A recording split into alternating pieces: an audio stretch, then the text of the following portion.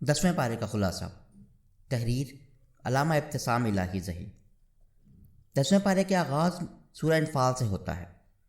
اس پارے کے شروع میں اللہ تعالیٰ نے مال غنیمت کی تقسیم کا ذکر کیا ہے کہ اس مال غنیمت میں اللہ اور اس کے رسول کا ثوابی اختیار 5ویں حصے کا ہے، یعنی رسول اللہ صلی اللہ علیہ وسلم کو یہ اختیار حاصل تھا کہ آپ مال غنیمت کے 5ویں حصے کو اپنی مرضی کے ساتھ تقسیم کر سکتے تھے۔ 10ویں پارے میں اللہ تعالیٰ نے بدر کے مارکے کا ذکر کیا ہے کہ شیطان لعین اس مارکے میں انسانی شکل میں موجود تھا اور کافروں کو لڑائی کے لیے اکسا رہا تھا۔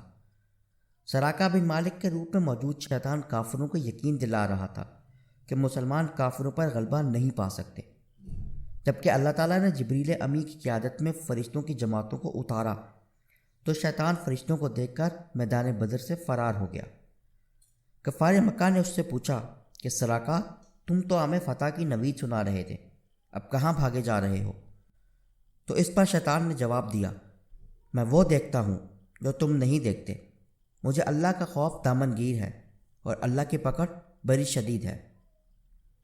اس سورہ مبارکہ میں اللہ تعالیٰ نے یہودیوں کی متواتر بدعہدیوں اور خیانت کے بارے میں ایک آیت کا نزول فرمایا کہ اگر آپ کو کسی قوم کی جانب سے خیانت کا ڈر ہو تو اس کا معاہدہ لوٹا کر حساب برابر کر دیجیے، بے شک اللہ تعالیٰ خیانت کرنے والوں کو پسند نہیں فرماتا۔ اس سورہ مبارکہ میں اللہ تعالیٰ نے مسلمانوں کو اس بات کی تلقین کی ہے کہ کافروں سے مقابلے کے لیے ہر ممکن طاقت اور گھوڑوں کے لیے تیار رکھیں۔ اس تیاری کی وجہ سے اللہ تعالیٰ کے دشمن اور مسلمانوں کے دشمن مرعوب ہوں گے، اور وہ پوشیدہ دشمن بھی جن کو مسلمان نہیں جانتے، اور اللہ تبارک و تعالیٰ کے راستے میں مسلمان جو کچھ خرچ کریں گے ان کو اس کا پورا اجر ملے گا۔ اس سورہ مبارکہ میں اللہ تعالیٰ نے یہ بھی بتلایا کہ مسلمان افرادی اعتبار سے کمزور بھی ہوں تو کفار پر غالب رہتے ہیں۔ ایک دور میں ایک مسلمان 10 پر غالب آتا تھا، گزرتے وقت میں مسلمانوں کی طاقت میں کمی آ گئی ہے، لیکن پھر بھی ایک مسلمان ہمیشہ 2 کافروں پر بھاری رہے گا۔ سورہ انفال کے بعد سورہ توبہ ہے۔ سورہ توبہ قرآن مجید کی وہ واحد سورت ہے جس سے پہلے بسم اللہ موجود نہیں۔ اس کی 2 وجوہات بیان کی گئی ہیں۔ اول تو یہ کہ اللہ تبارک و تعالیٰ نے اس سورہ مبارکہ کو غضب میں نازل فرمایا، اور دوسری یہ کہ یہ سورت گزشتہ سورت یعنی سورہ انفال کا ہی حصہ ہے۔ سورہ توبہ میں اللہ تعالیٰ فرماتے ہیں، جو شخص نماز باقاعدگی سے ادا کرتا ہے اور زکوٰۃ صحیح طریقے سے دیتا ہے، ایسا شخص مسلمانوں کی جماعت سے منسلک ہے اور دینی اعتبار سے ان کا بھائی ہے۔ اللہ تبارک و تعالیٰ نے یہ بھی ارشاد فرمایا کہ بعض کافر اس بات پر اتراتے تھے کہ ہم حرم کی صفائی کرتے ہیں اور حاجیوں کو ستو پلاتے ہیں۔ اللہ تعالیٰ نے فرمایا کہ حرم کعبہ اور حاجیوں کی خدمت سے کہیں زیادہ بہتر اللہ تعالیٰ کی ذات پر ایمان لانا اور اس کی خوشنودی کے لیے جد و جہد کرنا ہے۔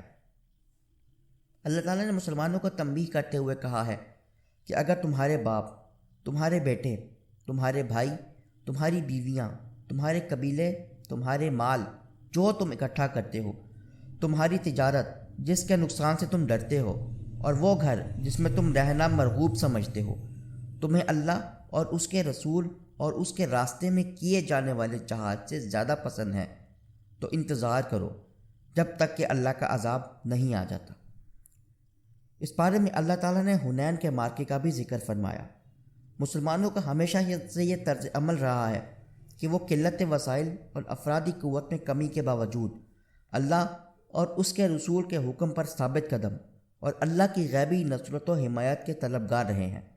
لیکن حنین کا مارکہ ایسا تھا جس میں مسلمانوں کی تعداد اور افرادی قوت بہت زیادہ تھی۔ اس تعداد کی کثرت اور فراوانی نے مسلمانوں کے دلوں میں ایک فخر کی سی کیفیت پیدا کر دی تھی۔ جب مسلمان کافروں کے آمنے سامنے ہوئے تو ہوازن کے تجربہ کار تیر اندازوں نے یکلخت مسلمانوں پر حملہ کر دیا۔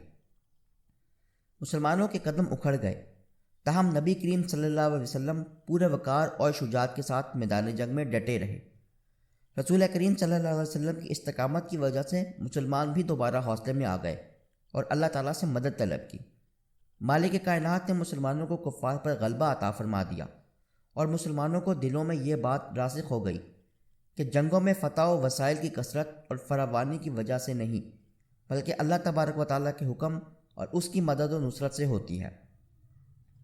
اس بارے میں اللہ تعالیٰ نے یہودیوں اور نصرانیوں کے برے عقیدے کی مذمت کرتے ہوئے ارشاد فرمایا کہ یہودی حرزہ سرائی کرتے ہیں کہ عزیر علیہ السلام کے بیٹے ہیں، اور عیسائی حرزہ سرائی کرتے ہیں کہ جناب عیسیٰ علیہ السلام کے بیٹے ہیں۔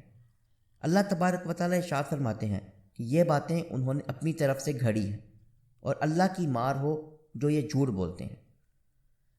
اس بارے میں اللہ تبارک و تعالیٰ نے ان لوگوں کو وعید سنائی ہے جو سونا چاندی جمع کرتے ہیں مگر اس کو راہ خدا میں خرچ نہیں کرتے۔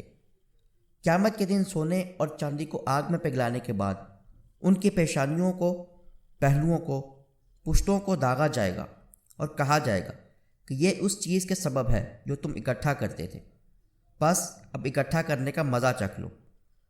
اس بارے میں اللہ تعالیٰ نے مصارف زکوٰۃ کا بھی ذکر کیا کہ زکوٰۃ کے 8 مصارف ہیں۔ اس پر فقیروں کا حق ہے، مساکین کا حق ہے، زکوٰۃ اکٹھا کرنے والوں کا حق ہے، اسلام کے بارے میں نرم گوشہ رکھنے والوں کا حق ہے، قیدیوں کا حق ہے، تاوان کے تلے دبے ہوئے لوگوں کا حق ہے، مسافر کا حق ہے، اور اللہ کے راستے میں اس کو خرچ کرنا چاہیے۔ اللہ تعالیٰ نے کہا کہ منافق مرد اور عورت ایک دوسرے میں سے ہیں، اور یہ بھی بتلایا کہ مومن مرد اور مومن عورتیں ایک دوسرے کے مددگار ہیں، یعنی غلط عقائد اور اعمال والے لوگ ایک دوسرے کے ساتھی اور صحیح عقائد اور اعمال والے لوگ ایک دوسرے کے ساتھی ہوتے ہیں۔ اس بارے میں اللہ تعالیٰ نے اپنے نبی پاک صلی اللہ علیہ وسلم کو اس بات کی تلقین کی کہ انہیں کافروں اور منافقوں کے ساتھ جہاد کرنا چاہیے۔ کافروں کے ساتھ جہاد تلوار کے ذریعے اور منافقوں کے ساتھ دلائل کے ذریعے ہوتا ہے۔ اس بارے میں اللہ تعالیٰ نے بعض منافقین کے اعمال کا ذکر کیا کہ اللہ تبارک و تعالیٰ سے وعدہ کیا گیا کہ اگر اللہ تعالیٰ ہمیں مال دے گا تو ہم اس کے راستے میں خرچ کریں گے، اور جب اللہ تعالیٰ نے ان کو مال دے دیا تو وہ بخل کرنا شروع ہو گئے۔ اللہ تعالیٰ فرماتے ہیں کہ اس نے ایسے لوگوں کے دلوں میں نفاق لکھ دیا اس دن تک جب ان کی اللہ تعالیٰ کے ساتھ ملاقات ہوگی۔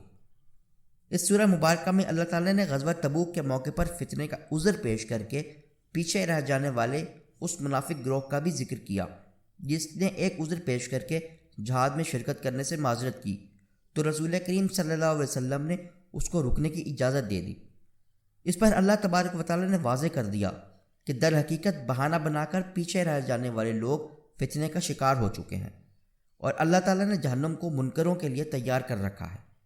اس بارے میں اللہ تعالیٰ نے اپنی نبی پاک صلی اللہ علیہ وسلم سے فرمایا، یہ منافق آپ کے گستاخ ہیں، ان کے لیے آپ کا استغفار کرنا ان کے کسی کام نہ آئے گا، کیونکہ اگر آپ ان کے لیے 70 بار بھی استغفار کریں تو ان کی شکاوت قلبی کی وجہ سے اللہ تبارک و تعالیٰ ان کو ہرگز نہیں بخشے گا، کیونکہ انہوں نے اللہ اور اس کے رسول کے ساتھ کفر کیا، اور اللہ تعالیٰ فاسقوں کو ہدایت نہیں دیتا۔ دعا ہے کہ اللہ تبارک و تعالیٰ ہمیں 10ویں پارے میں بیان کردہ مضامین کو سمجھنے اور ان سے نصیحت حاصل کرنے کی توفیق عطا فرمائے۔ آمین۔